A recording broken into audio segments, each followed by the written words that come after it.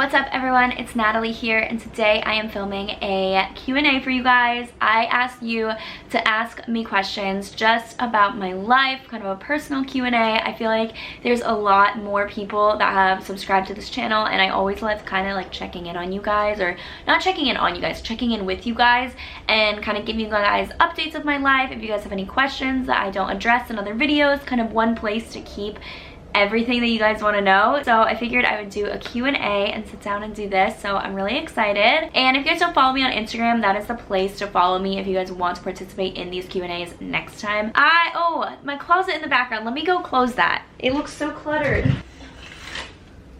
So much better. I have the questions screenshotted on here. Thank you guys so much for asking me all of these questions. They're in no particular order. I'm just gonna go right ahead and jump into them. And before we get into the questions, I did want to thank our sponsor, which is Squarespace. So thank you so much for Squarespace for sponsoring today's video. If you guys are trying to build a website and don't know how to code, do not worry. Squarespace is the one-stop website for you guys. They have a ton of different beautiful templates that you can choose from, so every single website built on Squarespace is going to look different, and you can add your own touch to every single aspect of the website. Squarespace is easily one of the most customizable website builders out there, and I have used plenty of other ones in the past, and there's none as customizable as Squarespace. Like, you can customize every single part of your Squarespace site. If you guys are looking to build an online store, a blog, consulting services, like literally anything ever, please consider using Squarespace, because it is definitely the best website builder out there right now. And if you guys want 10% off your first purchase or your domain, then click on the link down below,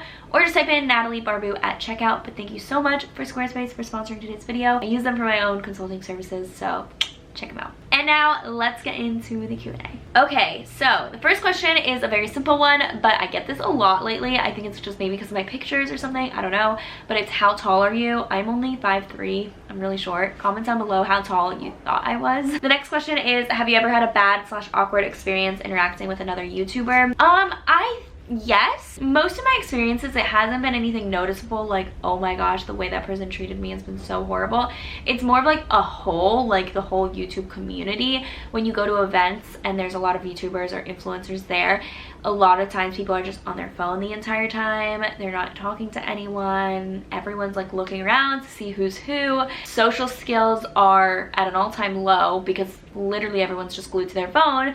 And then they're like taking Instagram stories of everything going on. So then when you, the viewer, is looking at that story, it's like, oh my gosh, I'm so jealous that they're there. That looks like so much fun. When really they're just like taking stories and not even talking to anyone and not like experiencing it. So I think that's like the thing I hate the most about this influencer community, is that people are so not in the moment, and it makes me really sad, because like I love going to events, but I love going there because you get to interact with the brand more. I like putting a face to the name, so I like talking to people there.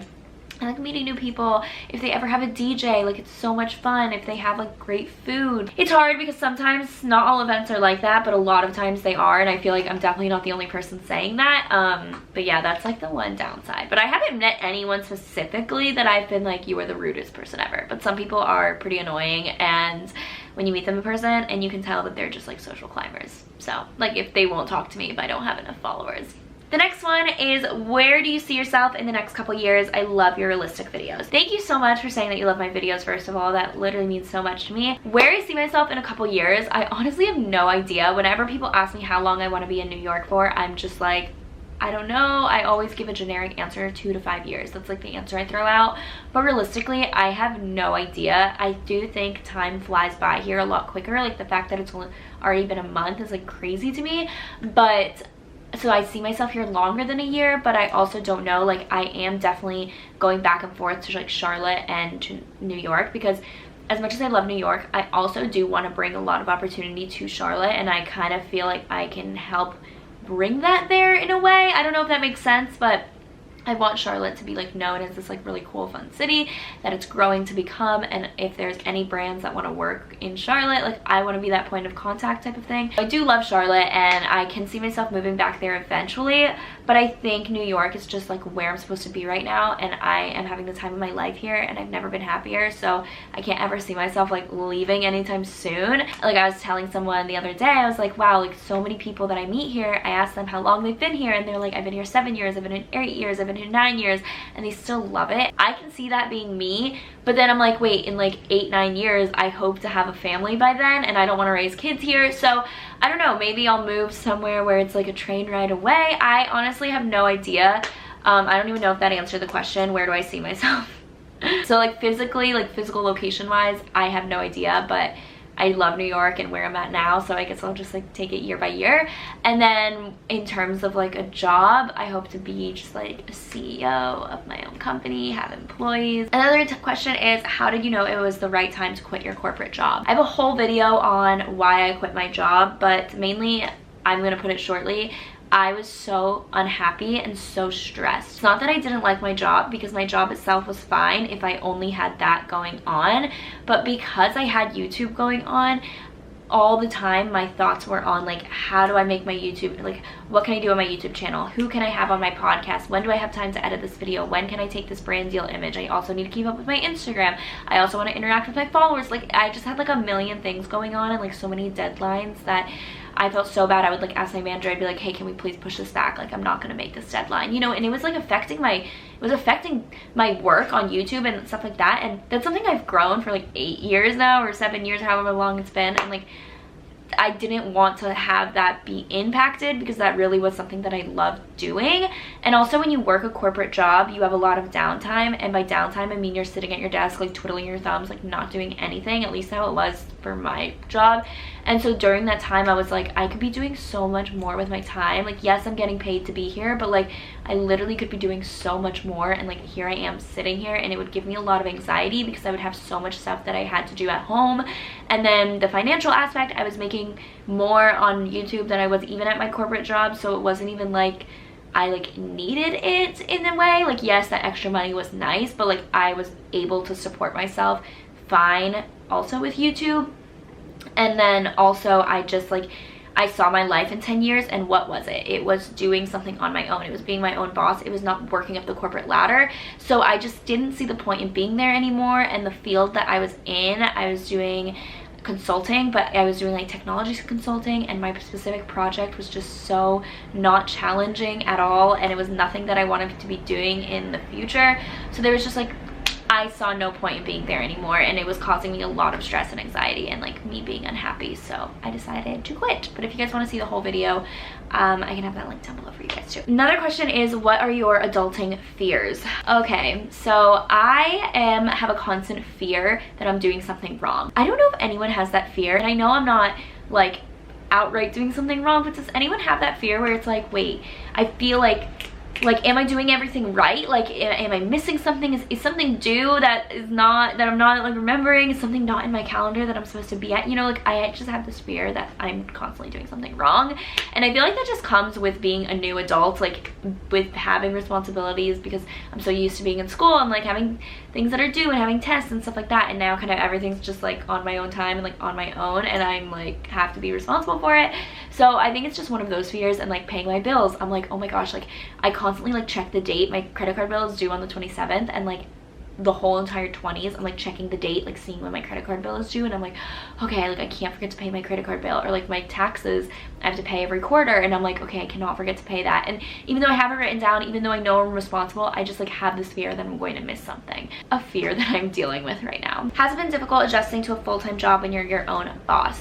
Honestly, no. I don't know, it hasn't been that difficult adjusting. The only thing is time management. I feel very stressed sometimes that I'm, again, like doing something wrong, that I'm not spending all my time doing something productive. I feel like when you're your own boss, the hardest adjustment is actually taking time off. You would think it's the opposite, like, oh, I have so much free time, like I'm just gonna sit and watch TV all day. But it's actually the opposite for me, because even if I work like every hour of the day, if I have 1 hour of free time, I'm like, I'm doing something wrong. Like I shouldn't have this free hour of free time. Like what can I be working on? I just am in that mode where I should always be doing something to benefit my future. I should always be doing something that involves working. I should always be like working in general, you know. And I have that mindset where I'm like, I cannot have any free time because I'm on my own, and everything is on me now, so like I need to constantly be working. Whereas like a corporate job, it's like once 5 o'clock hits, once 6 o'clock hits, you're kind of out of there, and it's like, well, it's not my responsibility. But now I don't have hours, so I feel like every single hour needs to be maximized, which is really unhealthy, and I need to have like work-life balance. But yeah, I don't have that. The next question is, do you find it hard to relax in a city that is constantly going? And yes and no. Yes, because everyone you meet here is doing something. Everyone is on their way to greatness, it seems like.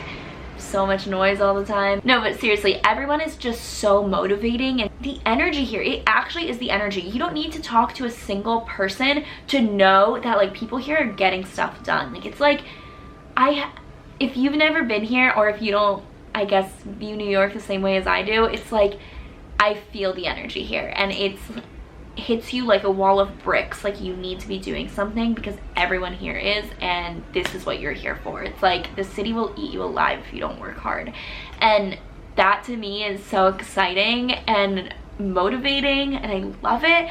But so that can be hard to relax because you're just like, oh my gosh, like anytime you step outside, even if it's for dinner, you're like, I need to be working, like what am I doing? So that to me is like a little difficult. But also because I now am here more than a week at a time, I can relax. It's not like I have to do this and I have to do that, because I'm like, it's fine, I'm here for a while, so I have time to do everything.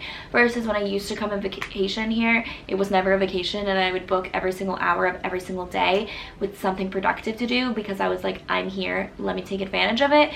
But now it's like, because I moved here, it's like, okay, I have time to do these things, I don't need to get them all done, if that makes sense. You're not using your degree, don't you feel like your efforts in college are wasted? Absolutely not. I feel like it's a very outdated thought to think that everyone uses their degree. I mean, a degree is really helpful. I don't think college is for everyone. I've said it before. A degree has made me smarter. It has taught me a lot through my classes. Because I'm not doing something specifically in industrial engineering does not mean that that my efforts were wasted. Do you know how many people don't use their degree? I mean, my dad is a businessman. He has his own business. He was also an industrial engineering major, and now he is a general contractor. So, I mean, I don't know. My parents never were those people that were like, you have to use your degree. Blah, blah, blah. Like, never were like that, and I'm so thankful. I mean, I got a job after college with a consulting company. I tried out the corporate world. I was successful outside of it, and now I'm kind of running with that and trying to build my brand and my business, and I think that is making me a lot happier. And if I am financially supporting myself too, I'm not relying on my parents or anything like that. How much of your living budget has increased since your move? So a lot. In North Carolina is a lot cheaper to live across the board. Obviously, even Charlotte, North Carolina, which is a big city, which is getting more expensive, is still a lot cheaper to live. New York is so freaking expensive because everything's at your fingertips. It's like you go outside and you can spend $7 on a sandwich, or $6 on a coffee, or oh, there's a hot dog stand, $2. Literally, you can spend money on everything. So it is really, really tempting, and you are constantly on the go. So you don't have time to like cook and make food and whatever. Thankfully, with my job, I'm home a lot, so I actually do have time for that. So I have been trying to like eat in a lot more, but like it's so easy to have like amazing food at your fingertips. And then the rent is so expensive. And then honestly, just everything else, like you go out and a drink is $13–14, and that's standard. I got a beer the other day. It was a can, $8. Like in North Carolina, this is just not a thing. It's very expensive here. You just have to go in knowing it and budgeting really, really well. And yeah, what can I say? Like, I'm not surprised. I signed up for this. I knew what I was getting myself into. Balancing your relationship while putting your goals first. Okay, I love this question. I also got a lot of questions on long distance relationships and stuff like that, and a lot of questions about my relationship, and that is just something I'm not completely shutting off on YouTube, but I'm not like doing specific videos dedicated to that because I do like keeping that part of my life a little more private. You guys know I do vlog and everything like that, and I'm totally fine with that, but in general, I don't like talking so much about it. But I love this question. So I am a huge believer that you need to be two individual people and two independent people in a relationship.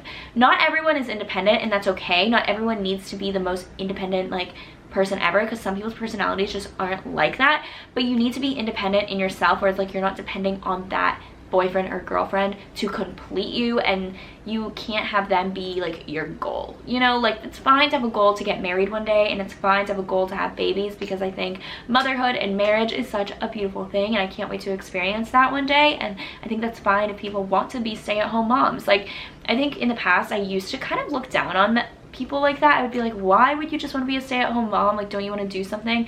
And then the more I thought about it, I'm like, that is such a gift to be able to stay at home with your kids and be a stay-at-home mom. And honestly, go you. Like, that's amazing that you want to do that. But to be in a relationship and that's long distance and also focusing on your own goals, or be in a relationship and focus on your own goals, I think you just need to be two independent people, meaning you need to support that person with their goals and with their life. And if they need to do something that, let's say, makes you guys not in the same city or whatever, you should support them on that, because that is something that they're working on, and that's something that like they need to do, and you don't want them to resent you if they don't do that. Like, me moving to New York City, for example, is something that I was gonna do no matter what. Like, if I was in a relationship, if I was single, if I was talking to someone, like, I don't care what it was, like, I was going to move here, especially because I'm not married. I mean, marriage is a little different. Of course, I take the other person into consideration, but not when it comes to big life-changing goals like that. So for example, if you want to go to med school and your boyfriend is like across the country at another university, and you just got into the top med school across the country, are you gonna not do that because you have a boyfriend at home? Like, no, your relationship should be strong enough, and he should be like wanting you to do that if that's your dream. That's kind of like the way I think about it. And also, I feel like if two people are happy on their own, when they're in a relationship, they're even more happy, and it's like such a healthy relationship. Because I've seen so many people have really unhealthy relationships, and it's because they depend too much on the other person, and because they're just waiting on that person to complete them, when it's like, no, you need to do that on your own, and then you can come together and make a beautiful relationship. So that's kind of like my take on it, but I would love your take in the comments below.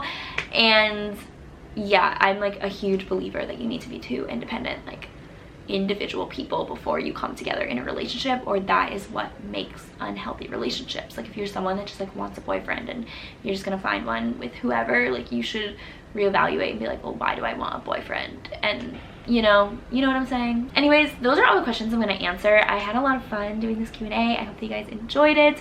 I hope that it was a good like catch-up video. I like throwing these in every few months just to catch up with me and my life, and I will see you guys in my next video.